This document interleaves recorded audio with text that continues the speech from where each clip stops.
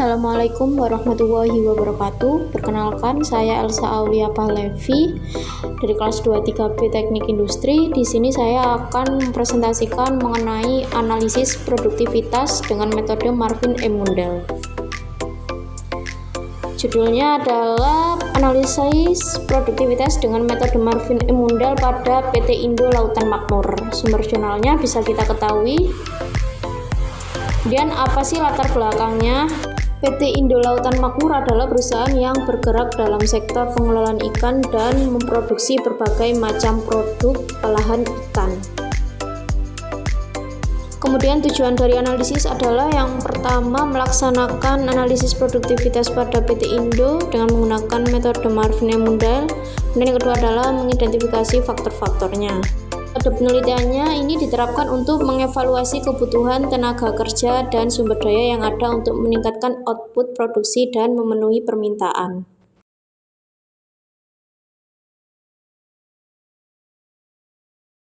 Kemudian pengertiannya adalah melihat produktivitas sebagai rasio antara nilai komoditas yang diproduksi dengan biaya produksi. Dengan tujuan dari metode ini adalah untuk memberikan analisis produktivitas.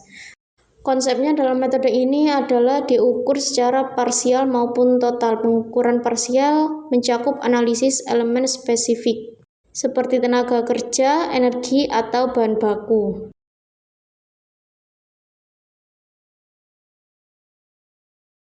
Kemudian ada 3 langkah-langkah pengukuran, yaitu yang pertama dengan identifikasi input dan output, kemudian yang kedua adalah kalkulasi biaya, dan yang ketiga adalah analisis rasio.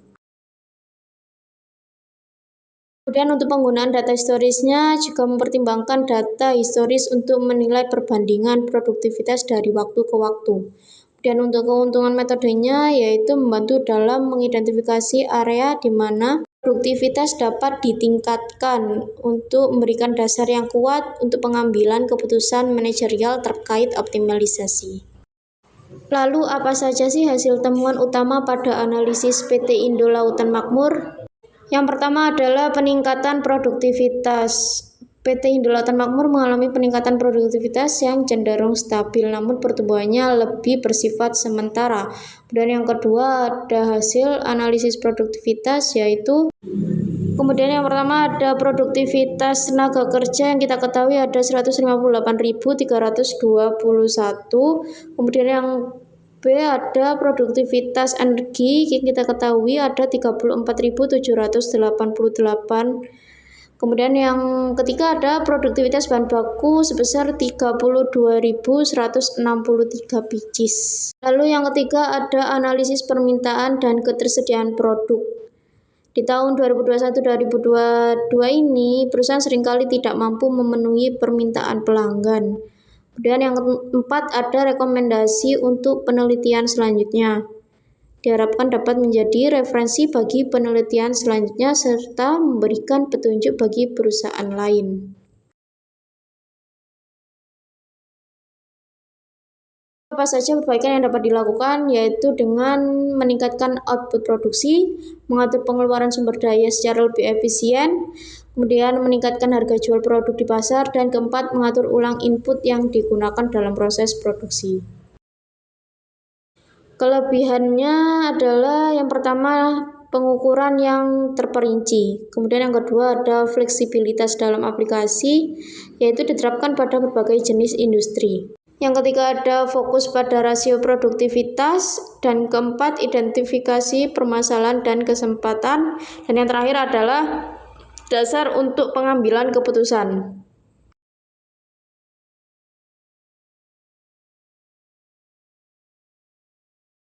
Kemudian kekurangan dari metode ini adalah keterbatasan data. Kemudian yang kedua ada fokus terlalu sempit karena mempertimbangkan variabel eksternal.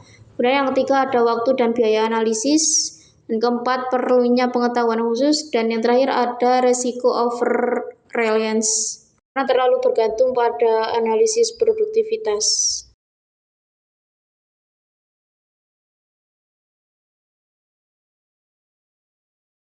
Lalu kesimpulan dari metode ini adalah analisis produktivitas yang efektif dan berguna bagi perusahaan dalam sektor industri termasuk industri manufaktur. Dengan pendekatan yang fokus, hasil analisis yang diperoleh dapat membantu manajemen dalam pengambilan keputusan strategis, memaksimalkan penggunaan sumber daya, serta meningkatkan kinerja perusahaan.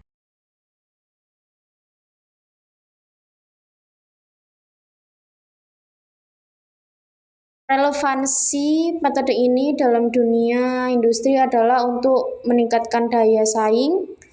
Kemudian yang kedua ada identifikasi bottlenecks dalam produksi, yaitu perusahaan dapat mengambil langkah-langkah yang tepat. Kemudian yang terakhir ada integrasi dengan teknologi modern. Metode Mundell dapat diintegrasikan dengan software analisis data untuk memberikan wawasan yang lebih mendalam dan akurat. Sekian presentasi dari saya, kurang lebihnya saya mohon maaf sebesar-besarnya. Wassalamualaikum warahmatullahi wabarakatuh.